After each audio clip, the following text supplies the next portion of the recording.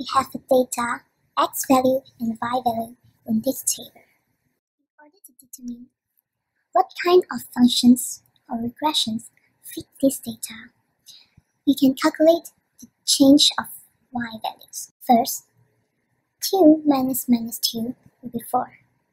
6 minus 2 will be 4. 10 minus 6 will be 4. 14 minus 10 will be 4.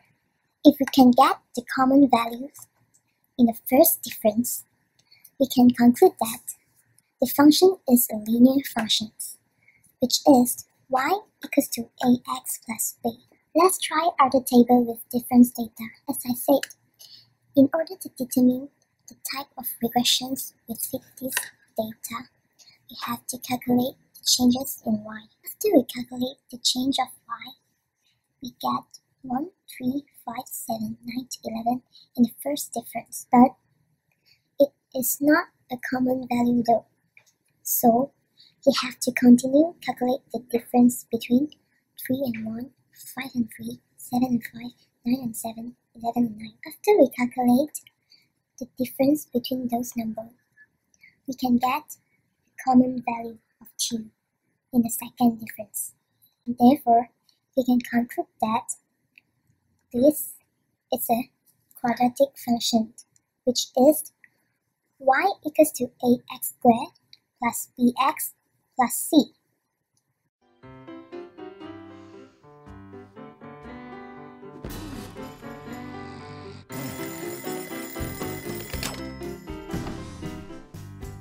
Good night, cows. Good morning, dukes.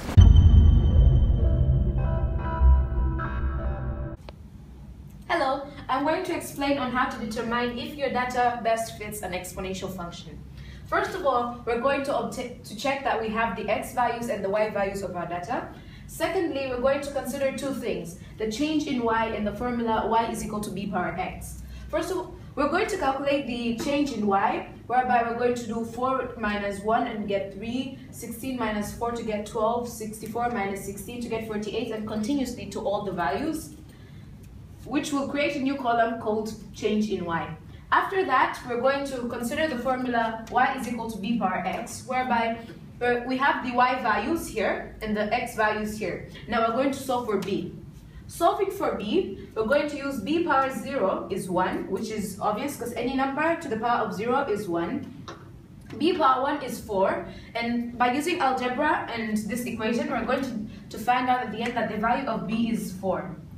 If you want to prove if the value of b is 4, you can check any x value to the 4 to the power of any x value and check if it gives you the same y value. For example, 4 to the power of 4 is 256, which is the same as our y value. Now, after obtaining the b value, we're going to go back to our change in y, whereby we're going to observe that it increases in multiples of b. For example, 3 times 4 is 12, 12 times 4 is 48, and continuously to all the data.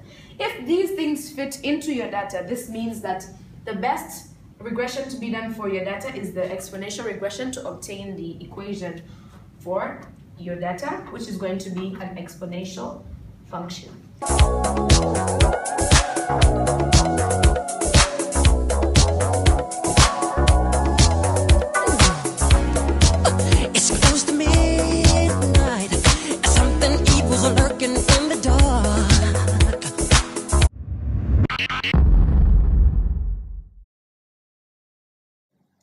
So let's start by observing the x and y values.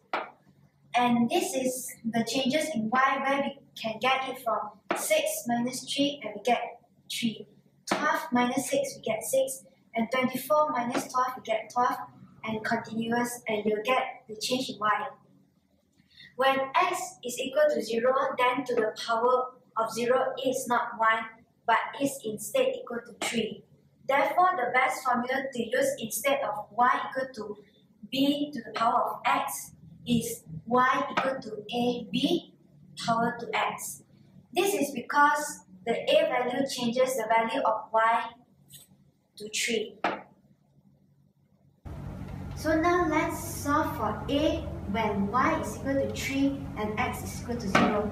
Let's plug in the formula by using y is equal to a times b to the power of x. And y is 3 equals to a times b to the power of x, which is 0. And anything to the power of 0 will eventually get 1. And a times 1 is equal to a equals to 3.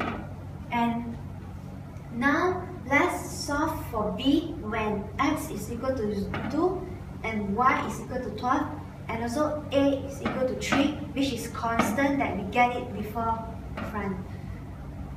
Let's use y is equal to a times b to the power of x.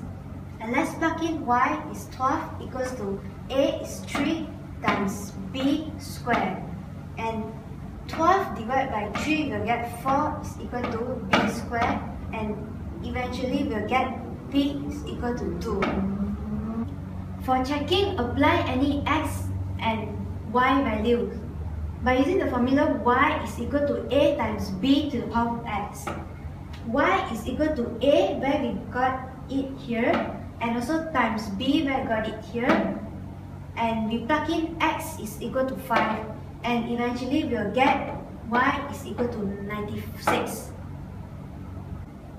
So from the data, we can see that y is equal to 96 when we plug in x is equal to the power of 5.